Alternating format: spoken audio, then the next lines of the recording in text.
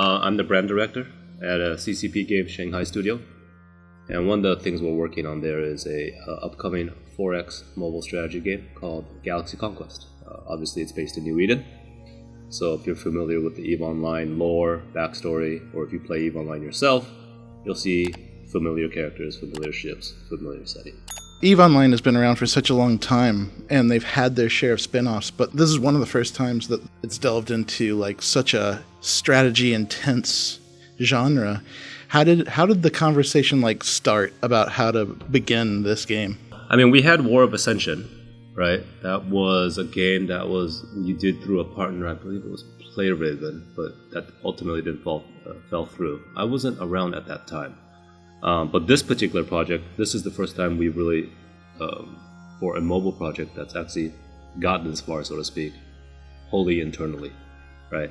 And at CCP, we've always discussed like we see EVE as not just as a singular PC MMORPG, right? It's like a large IP. It's suitable for many different formats. For instance, you see we do comic books, you know. We've always dreamed of TV shows and movies, obviously, right? We've done VR. So mobile's obviously at the top of the list as well. So, and then there is a lot of mobile expertise, particularly in China. And they have, they've actually probably incubated and kicked around several mobile projects. And this is the one that's kind of gone through the vetting process and gotten this far. So. It's not just kind of like taking the EVE universe and slapping it into the 4X genre. It's you've talked about how a little bit about how there are the lifeblood, the DNA of EVE is also built into the mechanics of what you're doing. Can you speak a little bit to that? I think first it's important to understand the difference typically between like and you said you're a 4X gamer, right? So and I'm also a 4X gamer quite a bit myself. Civilization, Stellaris, I love those games. 4X games on PC tend to be very singular player, right? And if they are multiplayer, you tend to play them with friends, right? Like 3 or 4 friends that you might play online together. Mobile 4X games tend to be very large PvP co-op based, right? So that format already kind of lends itself to the EVE IP or what EVE is about. So it's not necessarily just about us trying to force kind of EVE's values in just a random genre or a random niche, right? It's kind of using one that would readily accommodate kind of what EVE stands for, right? So this 4X game, obviously, it'll be incredibly player-driven, right? Not quite so much as a sandbox as EVE, but ultimately the players will decide what every single season, in our game is seasonal based, how every single season will unfold. Right? So it's up to you as a player, right? You are not necessarily forced to join a corporation and do certain things, right? Different corporations may have different goals. Different corporations may role play as a good guy, right? They stand for behaving properly or justice, right? And then others may use whatever means possible to try to get an advantage, right? So I think players and corporations will develop certain reputations as they play over time. You can also even play alone. I also believe that there is some talk about adding like independent, almost like pirate type factions, right? So you can potentially just be around to cause chaos and mayhem if you so choose. So yeah, just the format itself lends itself really well to a lot of the things that EVE Online kind of stands for. You mentioned Civilization, Stellaris, some very well-known entries in this genre. Can you speak a little bit to some of the inspirations that you may have taken from some of these games? I'm not a developer myself, obviously, so they could speak better than me. But I think if you look at a lot of the 4X games, a lot of them do not have, for instance, I'll just cite an example that really jumped out to me when I was playing our game, having come from a 4X background. There's no individual territory control in most 4X games. For instance, like if you look at Rise of Kingdoms or something like that, territory control is typically done through your guild or your equivalent of your clan, right? However, if you play Civilization or Stellaris, you because it's singular player in nature, you are responsible for your own territory control, right? On Civilization, you capture grids, and then you use those grids to kind of expand your power and influence. In our game, it's very similar, right? You yourself, as an individual, controls your own territory. Right? As you join a corporation, there's certain advantages that you'll be able to leverage with regards to territory control. For instance, you will be able to use your allies' tiles to capture your own tiles, right? So a lot of games, and this is very mechanic specific, and maybe it's a little too granular, but you can only capture tiles that are adjacent to your own territory grid, right? So you can't just randomly fly onto the middle of space, capture this grid, right? You kind of have to like capture grids and kind of move and capture territory and move in that direction. If you have allies, for instance, you can kind of use their grids to capture your own grids, for instance. And this also applies to like PvP as well, right? So So territory control is the responsibility of the individual in EVE Galaxy Conquest. But when you join a corporation, there's also advantages and kind of synergies that you'll unlock with regards to that as well. So it's not wholly given to like a singular guild master, and he kind of dictates, hey, we're going to capture territory here, right? And then the guild capture it or the corporation capture it. It's actually up to the individuals to kind of all contribute to that effort. When it came to designing sort of like the factions that were going to be the sort of the starting point for this game, how did the team go about like approaching what the bonuses these factions would provide, the synergies they would have, and maybe their disadvantages, and building that into the 4X genre? So I actually have not seen what the final factional bonuses are, but they are certainly consider them. And oftentimes the most difficult part is you can't make them too crazy, right? Because then you have balance issues, right? And you can't necessarily make a faction too focused on one particular part of the game, because then the advantage there just becomes a little bit unsurmountable, right? So it's hard for me to speak on that now because I haven't seen the faction bonuses. I know there are four distinct factions, right? Their space stations themselves carry their own unique aesthetic, right? So the Mimitar station that a Mimitar player would start at looks very different than, for instance, an Amar, right? And if you're familiar with the factions in EVE Online, you're likely familiar with kind of their design aesthetic, right, for their ships and structures. Those are obviously borrowed into Galaxy Conquest as well. It's an interesting thing to consider, that the matter of balancing. When it comes to like the priorities in building this game, is it more about building something that's fun and figuring out how to balance it later, or is it about making sure that balance is there from the beginning? I would wager that it's making sure that it's fun and then figuring out the balance later. Because oftentimes you don't know if things are necessarily balanced until you actually play test it in a large player environment, right? So sometimes it's very easy to say, oh, I think this is balanced, but you're looking at like a one-on-one situation, or you're just looking at numbers on a spreadsheet, right? But as soon as you start having thousands of players into the system, certain things will break.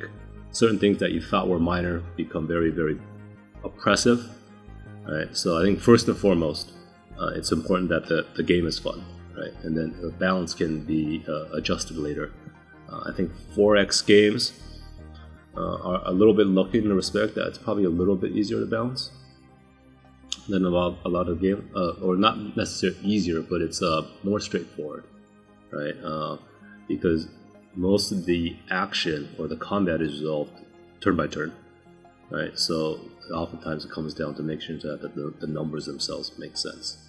As far as like the genre goes, we spoke to inspiration a little bit, but also what do you feel is going to be the main thing that sets Galaxy Conquest apart from where the 4X genre has been? So as I've discussed previously when I was speaking to the press yesterday, Galaxy Conquest will have a seasonal format, meaning that you will kind of play out a single match, so to speak, over a course of months, right? And then there is a seasonal goal. For instance, it's like, I'll just use an example, like capture and hold the Citadel, for instance, right? Whoever captures it first or holding it at the end of the season is declared the winner, or gets the most points towards their standings. And once it's tallied up, one corporation would be declared a winner. Then it kind of resets, and you play another match, right? In the second map, for instance, if you played one already and you move on to the second one, the game will change in some form. The map might be different. new mechanics might be introduced, new ships might be introduced, right? So it'll change every time you progress forward in seasons. But the thing that this is very different than kind of conventional 4X games, because they don't necessarily reset. You just get stronger and stronger and stronger and stronger and stronger, right? So this format is more akin to what you see. It's like playing a match in Call of Duty, right? Or playing a single match in League of Legends. But this match just takes place over several months instead of several hours, or several minutes in some cases. So I think that's a big change in format, and we think it makes a lot of sense in the 4X genre, because you have short-term goals. That's hey, I want to win this season, or hey, I want to get in the top 10 this season, or hey, I want to try doing this season. It's a completely different play style than my last season. But there's also long-term progression goals, which are really important for 4X games, right? A lot of them are about advancing your commander, collecting commanders, advancing your power level, right? So there's going to be the more short-term, medium-term goals, and there's also going to be long-term goals. Some things will reset, some things that you'll keep moving forward. So, for instance, every time you start a new season, your base, or your substation will start at level effectively 0, right? But other things you will carry over from season to season. For instance, the commanders you have, right? If you collect 5 commanders, we're not taking away the commanders from you, and you will keep them for the next season, so that every season you might end up getting 2 or 3 more, and by the time you're playing the 5th season, you might have 20 commanders that you could potentially use at the start. They fit different roles, they have different purposes, right? Whereas if you start in the beginning, you have far less. So it kind of provides you a breadth of strategic options. This particular format is incredibly popular in China, which is really interesting. If you looked at some like mobile analytics platforms, seasonal format 4X games are like 80% of the revenue.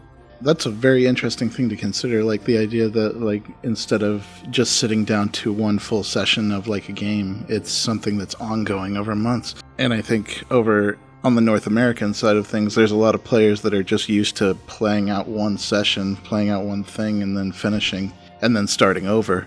Can you speak to those players in particular as to like what if they're worried about losing their stuff when the season ends? What do they get to keep? How do they keep it? And what do they get to do with it when the new season starts? There's going to be, it's not necessarily published now, but we'll provide information on so it's very clear what rolls over and what you keep. When you're speaking about the like playing a session on, for instance, when I play like a single session of Stellaris, right? I start from my gameplay has a very tangible beginning, middle, and end, right? I start weak, I build up my power, I have middling strength, and then I hit the end game, right? Depending on if I did well or what difficulty that he's sending, and then it ends, right? And then you'll play like I like put in 700 hours on Stellaris, so you play tons and tons of individual sessions. This game is somewhat similar to that, right? Because every season you can look at it as an individual session. But the more you play, the more you'll also unlock and keep permanently in terms of the breadth of strategic options. So just the things I can think of off the top of my head, and this isn't necessarily finalized. So like base building resources you won't keep, right? What is effectively like wood, iron, and stone from other you see in a fantasy game, you won't keep those. The number of commanders you'll keep, right? Their individual levels will be reset, right? Because they gain levels from entering battles. Right? Your space station will reset. The number of territories you own will reset. I don't think there's equipment yet for the commanders. The number of ships that you've collected will stay at a high level. That's basically how that works. One of the things that is interesting about that seasonal format is that you essentially have the opportunity to evolve the game, its mechanics, its play out, its events, season to season. can you speak a little bit to how like the game might evolve from season to season as far as the gameplay goes? So I'll just use an example, like Dota 2, League of Legends, right? Those are just very popular games, right? The map is essentially unchanged, right? Every time you play the game, you play on the same map. We think particularly for 4X games, because it's a little slower paced, right? And there's a little more, I want to say strategy. There's tons of strategy in League of Legends, but playing the same map can get boring after some time, right? So we anticipate, there are plans that the maps will vary from season to season. Sometimes it could be a really big difference. Sometimes it could be smaller, minor differences. Potentially the win condition may change as well. Every season we potentially could introduce new mechanics to the game, right? So I'm making stuff up at this point, right? I don't know exactly. I haven't seen the design documentation for exactly how the season will change, but we could add like different PvE encounters from season to season. It also allows you to kind of add features and see how well players receive them, and if they're not particularly impressive or players didn't particularly like it, you can then just remove from the following season. So it almost gives you kind of like a backtrack mechanic, right? Because oftentimes in games where it's longer, where it's not seasonal focused, if you introduce something, it's very difficult to just take it away, right? Because players may have earned something from that content or completed that content and gained some sort of reward, and now if you remove it, then that's unfair to the players who have not yet completed it, right? So we expect new ships, new commanders, new maps, win condition mechanics, exploration mechanics, combat mechanics. So I think a lot of things will change. I think eventually, if you're playing this game, let's say a year and a half from now, we're soft launching obviously in Q4 2023. If you're playing it a year and a half, I think the game will look very different. There will be a lot more intricacy, probably a lot more strategic depth and breadth with that you have available to you. Right? We're 20 years into EVE Online. There's been so much in the game. Like there's been so many spin-offs, modules, different projects that have kind of come out of EVE Online. Yeah. How confident do you feel in making Galaxy Conquest stand out and what's come before in the EVE Online universe? That's a big challenge for just us as a team, right? EVE Online has a really, really long, storied legacy. But it's also really exciting for us because there's a lot that we can leverage, right? One thing I touched briefly upon when I was speaking to you guys as a whole yesterday was, for the most part, the characters in the game have never been realized visually in any form, right? They've appeared on our website, they've appeared in the game, the EVE Chronicles. I've sat around and spent hours reading the lore online. There's been several series of novels released, right? But more or less, with the exception of the comic books, most of these characters, even if they're well known, they haven't really been visualized in the game, right? They haven't been visualized in any manner. So this is an opportunity for us to actually bring a face to some of these kind of well-known and beloved characters, and I think that's a really interesting, that's a really big challenge for us, right? And it's also, I think, a big opportunity.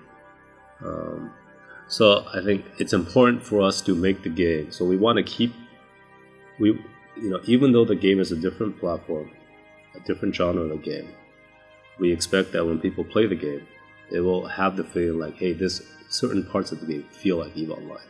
Like, this also happened in EVE Online. Or like, this has the spirit or the essence of EVE Online, right? The diplomacy, the emergent gaming, right? The the potential backstabbing, right? The fact that it's not necessarily driven by the devs themselves, but driven by the player actions inside the game. I think is very important. I think I might have gotten a little off track answering your question, but it's really big shoes. I'll be honest, right? But it's also really exciting because there's a lot of stuff we can leverage, right? There's a lot of stuff that's that this platform gives us the opportunity to kind of shine a bigger spotlight on that it didn't that specific details didn't necessarily have that chance in EVE Online specifically.